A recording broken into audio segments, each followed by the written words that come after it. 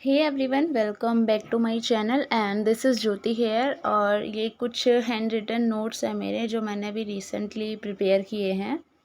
तो ये जो नोट्स हैं ये है तो वैसे जो हमारी जो इंक्लूसिव एजुकेशन है उससे रिलेटेड हैं। तो इसमें भी काफ़ी डेप्थ में चीज़ें पता चलेंगी हमें, जो कि हमारे एग्ज़ाम में पूछी जाती हैं। तो इंक्लूसिव एजुकेशन जो है वो सिर्फ जो स्पेशल एजुकेशन करेंगे सिर्फ वो उनके लिए नहीं है। अगर आप नॉर्मल बीएड करते हैं तो भी आपको इसका कॉन्सेप्ट पता होना चाहिए, क्योंकि क्वेश्चन आपसे भी पूछे जा सकते हैं। तो इसलिए ये दोनों जो स्पेशल बीएड हैं और जो नॉर्मल बीएड करने वाले हैं तो वो ये वीडियो को देख सकते हैं। और प्लीज़ कहीं कोई सजेशन हो तो मुझे ज़रूर बताइएगा। और पीडीएफ के लिए आप लोग टेलीग्राम ग्रुप देख सकते हैं, वहाँ पे मैं इसको अपलोड कर दूँगी। लेकिन यहाँ पे थोड़े से मतलब मैंने इतना शॉर्टकट मारा है, बट मैं आपको वीडियो में समझाऊंगी उसको। होप मैं आपको समझा पाऊँ। हाँ, बाकी आप लोग उसे पीडीएफ देख सकते हैं, बट मुझे लगता है जितना शॉर्टकट मैंने इसमें मारा हुआ है तो वो आपको पहले वीडियो देखेंगे तब आप नोट्स पढ़ेंगे तो आपको ठीक से समझ आ जाएगा, अदरवाइज़ तो आपको दिक्कत हो जाएगी। और बहुत जल्दबाजी में नोट्स लिखे हैं, क्योंकि मतलब खुद की भी पढ़ाई करनी होती है, तो इसलिए तो कहीं कहीं राइटिंग का भी मतलब बहुत ज़्यादा देखने को मिलेगा आपको, बट मैं कोशिश करूँगी कि आपको समझा पाऊँ। ठीक है। तो देखो, होता क्या था, जो पहले जो स्पेशल चाइल्ड होते थे, ठीक है, प्रारंभिक काल में ऐसा माना जाता है कि उस टाइम पे जो शैशव अवस्था में जब बच्चा छोटा होता था और अगर वो स्पेशल पैदा होता था तो उसको क्या कर देते थे, मार देते थे। ठीक है। तो उसके बाद हुआ क्या कि जो सबसे पहले अगर हम बात करते हैं कि जो विशेष आवश्यकता वाले पे भी लिखा है, तो यहाँ मैं आपको इसको क्लियर कर, विशेष आवश्यकता वाले बालकों की ओर हम कह सकते हैं कि जो समाज का ध्यान है वो कब गया था, 19वीं सदी के प्रारंभ में। ठीक है। अब यहाँ पे एक चीज़ मैं क्लियर करूँ, संस्थानीकरण का मतलब क्या होता है, जो इंस्टीट्यूलाइजेशन होता है उसका मीनिंग क्या होता है, सारी चीज़ें यहाँ स्टेप बाय स्टेप बताऊँगी आपको, तो पूरी वीडियो देखोगे तो क्लियर हो जाएगी।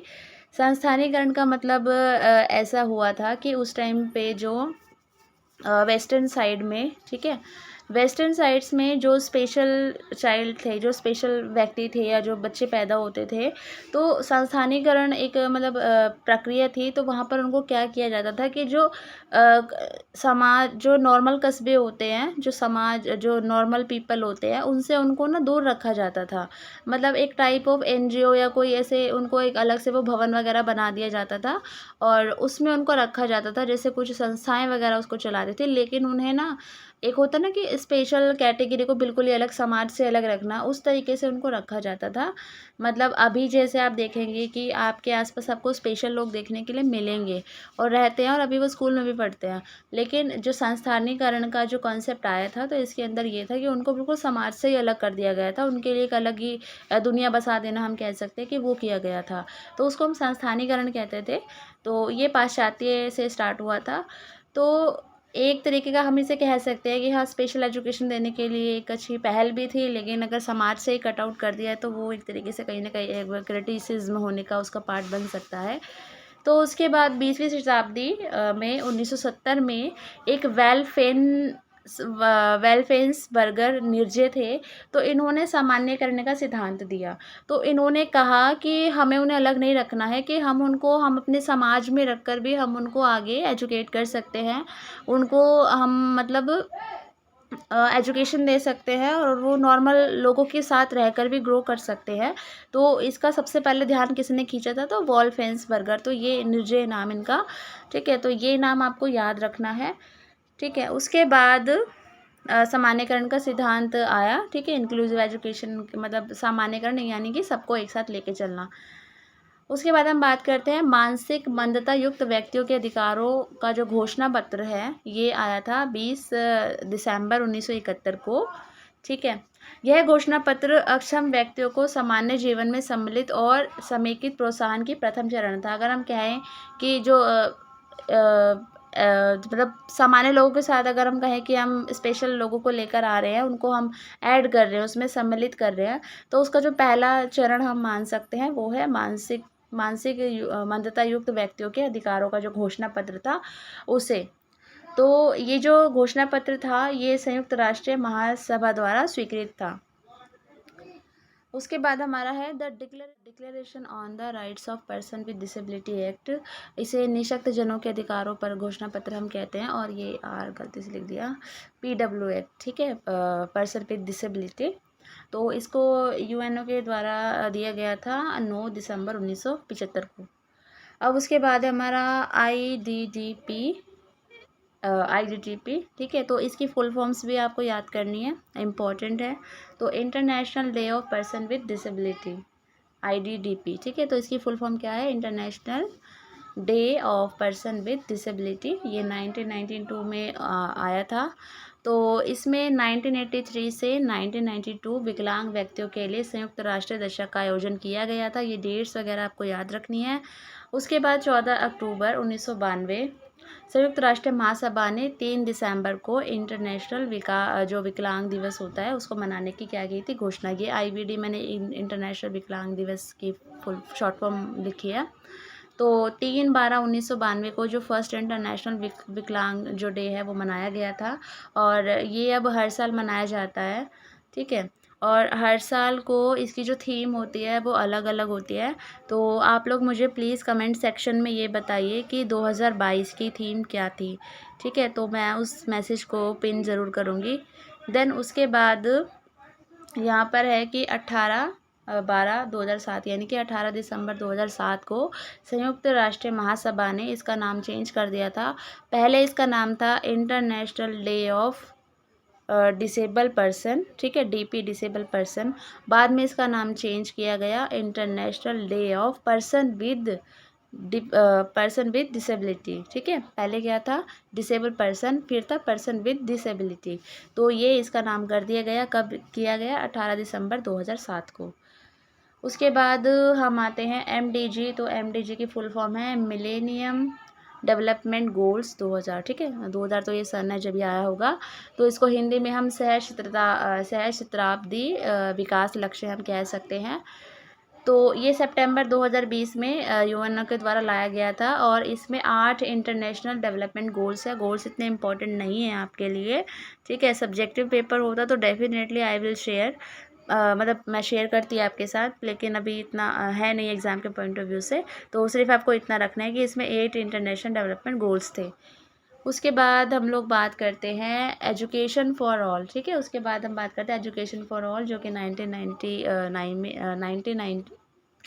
1990 में आया था, ठीक है, मार्च 1990, ठीक है, 1990। और थाईलैंड के जो जामटेन शहर में आयोजित विश्व सम्मेलन है ये, ठीक है। तो एजुकेशन फॉर ऑल एक आयोजन हुआ था, और उसी में इसके बारे में डिस्कशन वगैरह किया गया था। और एजुकेशन फॉर ऑल बेसिकली इसमें एजुकेशन के सार्वभौमिकरण की बात की गई थी। उसके बाद हमारा है सलमांका कॉन्फ्रेंस। सलमांका एक जगह है स्पेन में। तो Salamanca statement and framework for action on special needs education 1992। ये सन प्लीज़ मत भूलना, सन बहुत इंपॉर्टेंट है। सन 1994 में सलमांका स्पेन में स्पेन सरकार और यूनेस्को की फुल फॉर्म प्लीज़ कमेंट करना। यूनेस्को के द्वारा संयुक्त रूप से स्पेशल चाइल्ड एजुकेशन, ये SPCH एजुकेशन, ये मैंने स्पेशल चाइल्ड एजुकेशन लिखा है, पर 7 से 10 जून 1994 को एक विश्व सम्मेलन का आयोजन किया गया था, ठीक है। तो वो मैंने अभी आपको बता दिया है। उसके बाद हमारा है UNCRPD। तो इसकी फुल फॉर्म है United Nations convention on rights of person with disability. तो ये 2008 में आया था। तो ये एक क्रांतिकारी कदम एवं महत्वपूर्ण जो है वो कदम था। और ये जो था UNCRPD, ये पूर्ण शिक्षा का और मतलब पूर्ण समावेश का पक्षधर था, कि पूर्ण रूप से जो स्पेशल नीडीज़ हैं उनको पूर्ण रूप से हमें जनरल उसमें समाहित करना। UN 2000 मतलब UN द्वारा, मतलब यूनाइटेड नेशन द्वारा 13/12/2006 को ये अंगीकृत किया गया था। भारत सरकार ने इस संधि पत्र पर हस्ताक्षर कब किए थे, 13/3/2007। तो प्लीज़ ये डेट्स वगैरह एक बार चेक कर लेना, मतलब चेक इन द सेंस दोबारा देख लेना इनको। और इसकी जो पुष्टि की थी वो की थी 1 अक्टूबर 2007 को, और 3 मई 2008 अंतर्राष्ट्रीय कानून के रूप में यह अस्तित्व में आया। और इसमें 50, यहाँ पे आपको दिख नहीं रहा होगा, ये है 50 अनुच्छेद शामिल है। अगर क्वेश्चन पूछ लिया जाता है तो कितने अनुच्छेद शामिल हैं इसके अंदर, तो 50 अनुच्छेद शामिल हैं। अब हम बात करते हैं कोठारी आयोग की, ठीक है। तो इसको जो इसके जो अध्यक्ष थे वो थे DS Kothari sir, doctor Daulat Singh, ठीक है, DS दौलत सिंह कोठारी। ये जो आयोग था ये 1964 टू 66 भारत का प्रथम शिक्षा आयोग भी इसको कहते हैं और राष्ट्रीय शिक्षा आयोग भी इसको कहा जाता है एज नोन, ठीक है।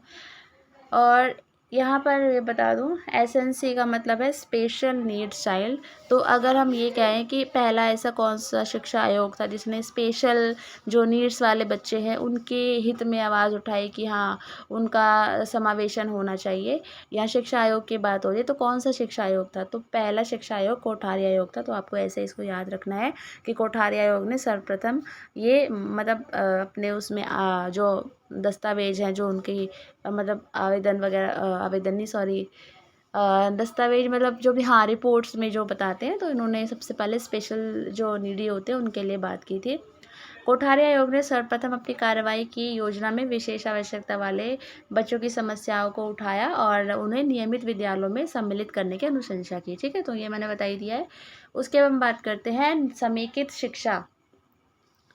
समेकित शिक्षा कोठारी आयोग की रिपोर्ट पर अमल करते हुए और भारत में विशेष शिक्षा की समस्याओं और योग्य ट्रेंड जो टीचर्स ट्रेंड शिक्षा की टीचर्स की मतलब कमी रहते हुए इसकी शुरुआत की, क्योंकि जो ट्रेन टीचर उनकी भी कमियां हैं कहीं ना कहीं, तो इसकी शुरुआत की जिसे हम विकलांग बच्चों के लिए समेकित शिक्षा विकलांग बच्चों के लिए समेकित शिक्षा, हम इसको integrated education for disable child के नाम से भी जानते हैं। और इसको हम इसकी फुल फॉर्म याद कर लेना, IEDC, integrated education for disable child, ठीक है। तो ये आपको याद रखनी है। तो ये इसकी शुरुआत की थी और 1997 में IEDC को DPEP की फुल फॉर्म क्या है, डिस्ट्रिक्ट प्राइमरी एजुकेशन प्रोग्राम, ये मैंने शॉर्ट फॉर्म लिखी है, ठीक है। प्राइमरी PRIMERY, ये पूरा देख लेना एक बार, ठीक है।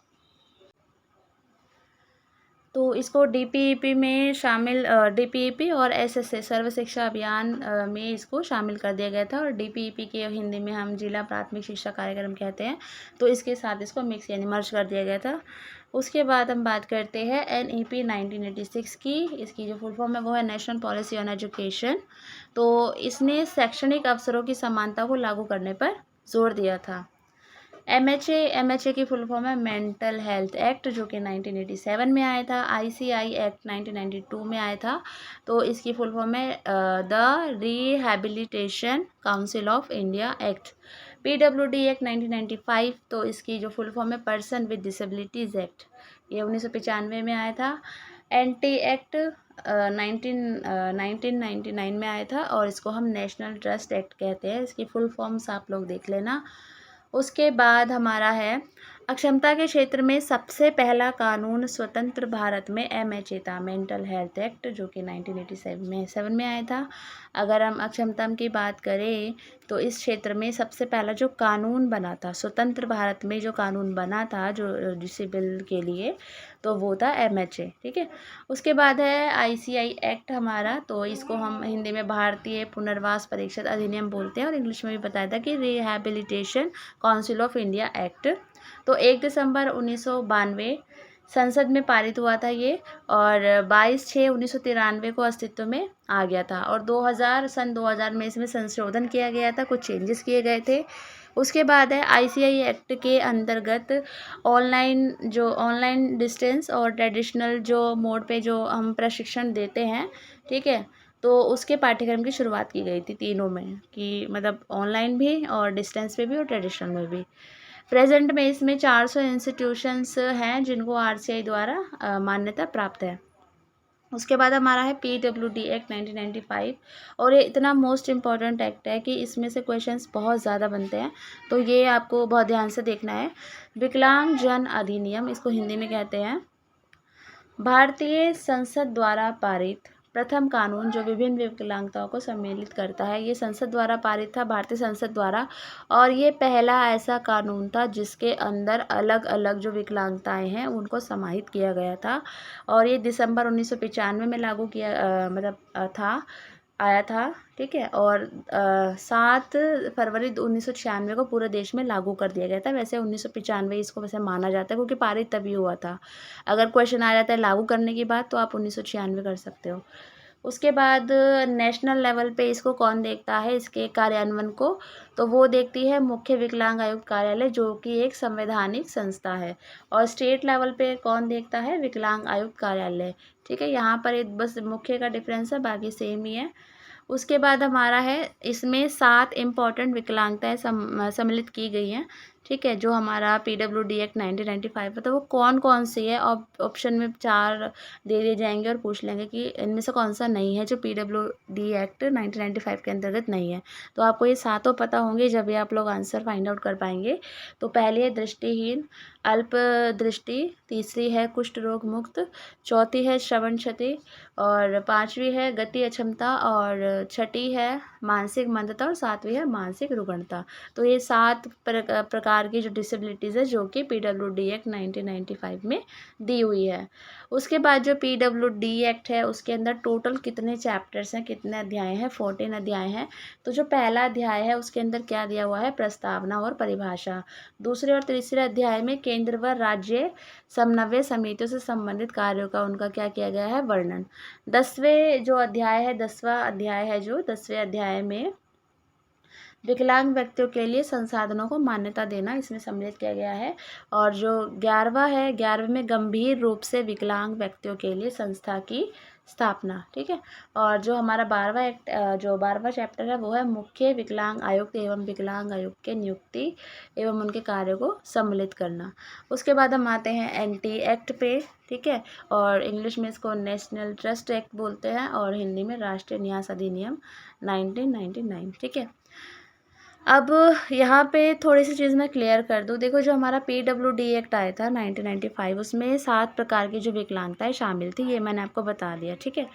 तो इसमें हुआ क्या था कि जो पेरेंट्स थे, जो स्पेशल बच्चों के जो पेरेंट्स होते हैं, उनको कहीं ना कहीं डर लग रहा था कि मतलब डर क्या, डर तो होता ही है, वो आज भी है कि हमारे जाने के बाद हमारे बच्चों का क्या होगा। और देखो क्योंकि उसमें मतलब मेन जो कमी थी उसमें ये था कि उसमें हर तरह की विकलांगता शामिल नहीं थी, 7 विकलांगताएं शामिल थी। तो उसके बाद ना उसमें कुछ कमियां थी। तो 1995 वाले एक्ट में, तो जैसे उसमें एक कमी का एग्जाम्पल है कि उसमें ऑटिज़म जो स्वालीनता होती है और जो बहुविकलांगता और भी विकलांगता है उनको सम्मिलित नहीं किया गया था। तो ऐसे में कहीं ना कहीं पेरेंट्स को डर था कि मतलब क्या होगा फिर बाद में। तो इसलिए फिर राष्ट्रीय जो न्यास अधिनियम है, ये राष्ट्रीय न्यास अधिनियम 1999, इसकी जो है मतलब स्थापना, मतलब इस एक्ट को लाया गया, ठीक है। तो इसमें क्या, इसमें था कि स्वालीनता, प्रमस्तिष्कीय पक्षाघात, मानसिक मंदता और बहुविकलांगता वाले व्यक्तियों के कल्याण के लिए इसको क्या था, मतलब लाया गया था। और सामाजिक न्याय व अधिकारिता मंत्रालय भारत सरकार के अधीन एक, ये जो संवैधानिक निकाय है, जो नेशनल ट्रस्ट अधिनियम एक्ट है, वो एक भारत सरकार के अधीन एक संवैधानिक निकाय है। और इसके बाद मैं बता दूं इसमें थोड़ा सा कि जैसे पेरेंट्स वगैरह की डेथ हो जाती है तो उनको नियुक्ति देना, ठीक है, कोई जॉब वगैरह प्रोवाइड करवाना, और उनके आवासीय सुविधा देना, ठीक है, कि उनको रहने के लिए भी मतलब प्रोवाइड करवाना, मतलब कुछ हॉस्टल टाइप वगैरह। तो ये सब उसमें फैसिलिटी दी गई थी ताकि पेरेंट्स को भी ये ना रहे कि हमारे जाने के बाद बच्चों का क्या होगा। और उसमें क्या क्या क्राइटेरिया है तो वो इतना इम्पोर्टेंट नहीं है कि किस क्राइटेरिया पे आप लोग, बहुत कुछ क्राइटेरियाज दिए हुए थे जहाँ से मैंने ये नोट्स लिखे हैं, तो वो इतने इम्पोर्टेंट नहीं है। देन उसके बाद हम बात करते हैं RTE 2009 की। सबको पता है राइट टू एजुकेशन, बहुत इंपॉर्टेंट है, क्वेश्चन पूछा जाता है। तो 4 अगस्त 2009 को पारित किया गया था भारतीय संसद द्वारा। और इसका जो केंद्र था, जो मुख्य जो ऑब्जेक्टिव जिसे हम कह सकते हैं, वो था 6 से 14 साल के बच्चों के लिए मुफ्त और अनिवार्य शिक्षा। उसके बाद ये 1/4/2000 को अस्तित्व में आया। ये बहुत डाउट रहता है और क्वेश्चन घुमा फिरा के पूछ लेते हैं। देखो पारित हुआ था 2009 में, डेट नहीं पूछते हैं, सन पूछते हैं। पारित हुआ था, ठीक है, 2009 में, और लागू हुआ था 2010 में। तो ऐसे याद रखना है। और लागू होने की डेट पूछ लेते हैं पूरी, तो 1 अप्रैल 2010 को। उसके बाद इसके साथ ही मतलब भारत जो है 135 देशों में, उन 135 देशों में शामिल हो गया था कि जहाँ पर जो ये जो राइट टू एजुकेशन है एक मौलिक अधिकार है बच्चों का पढ़ना, ठीक है। और इसमें राइट टू एजुकेशन के अंदर ही जो प्राइवेट स्कूल्स है उसमें EWS कोटे के लिए, जो इकोनॉमिकली वीकर सेक्शन होते हैं, EWS की फुल फॉर्म है इकोनॉमिकली वीकर सेक्शन, उनके लिए 25% रिजर्वेशन का रखा गया। ठीक है, उसके बाद हम बात करते हैं PWD एक्ट 2016। देखो यहाँ पे जो हमारा PWD एक्ट कब आया था, 1995 में, और उसके 21 साल बाद, ठीक है, पूरा 21 साल बाद 21 साल बाद ये जो भारतीय संसद PWD एक्ट दोबारा लेकर आया था। और ये GJR है, गवर्नमेंट जॉब में रिजर्वेशन, तो ये 3% से बढ़ाकर 4% इसके अंदर किया गया था। और भी काफ़ी सारे चेंजेस आए थे, तो लेकिन वो मुझे लगा इतना इम्पोर्टेंट नहीं है। तो मेन है इसमें 3 से 4% अगर पूछ लिया जाता है कि कब किया गया, तो ये आप लोग देख सकते हो। ठीक है, उसके बाद मैं बता दूं यहाँ पे कि ये हो गया। और हाँ, एक चीज़ और जो हमने अभी ये किया था ना, हाँ, राष्ट्रीय न्यास अधिनियम। ठीक है, ये राष्ट्रीय न्यास अधिनियम जो हमने किया था, नेशनल ट्रस्ट, जो कि मतलब 1995 के बाद आया था, 1995 के त्रुटियों को देखते हुए। तो यहाँ पर देखो कि जो निःशक्त जन 1995 था, उसमें 7 प्रकार की जो विकलांगताएं शामिल थी, 1 2 3 4 5 6 7। ठीक है, और जो हमारा आया था, जो नेशनल जो ट्रस्ट अधिनियम आया था, तो वो इसी में कुछ कमियों के कारण ही इसको लाया गया था। तो इसमें 14 प्रकार की नई निःशक्तताएं शामिल की गई थी। ठीक है, अब 14 और 7 कितने हो गए, 21। तो 21 टोटल। अभी अगर आप पूछा जाए आपसे प्रेजेंट में कितनी विकलांगताएं शामिल है, तो 21 है। और अगर 1995 की बात हो रही है तो 7 है। ठीक है, तो ये सारी जो है 14 विकलांगताएं, एक सेकेंड, ये सारी 14 विकलांगताएं दी गई हैं। तो आप लोग इसे पढ़ सकते हैं। ठीक है, इसको मैं पढ़ के नहीं दिखा रही हूँ, ये आप लोग देख सकते हैं। और ये आपको, और अगर ये 14 याद नहीं हो रही, एटलीस्ट 7 तो याद करनी पड़ेंगी आपको, क्योंकि मतलब मेन जो क्वेश्चन आता है इन 7 में से आता है। ठीक है, तो ये आप लोग देख सकते हैं। तो निःशक्त व्यक्ति अधिकार बिल 2016 है। ठीक है, तो होप मेरे नोट्स, मेरी मेहनत आपको दिखी होगी, आपको समझ आया होगा। और प्लीज़ प्लीज़ प्लीज़ कोई सजेशन है तो प्लीज़ मुझे कमेंट कर देना, ताकि मैं नेक्स्ट वीडियो में कुछ इसमें मिस्टेक है या कुछ मैंने ऐसा कुछ गलत डिलीवर किया हो, तो प्लीज़ आप लोग मुझे ज़रूर बता सकते हैं। और वीडियो अच्छी लगी हो तो आप लोग लाइक भी कर सकते हैं, जो कि आप नहीं करते हैं। और नए हैं तो सब्सक्राइब कर सकते हैं, और एक मेहरबानी कर सकते हैं वीडियो को शेयर करके। So thank you.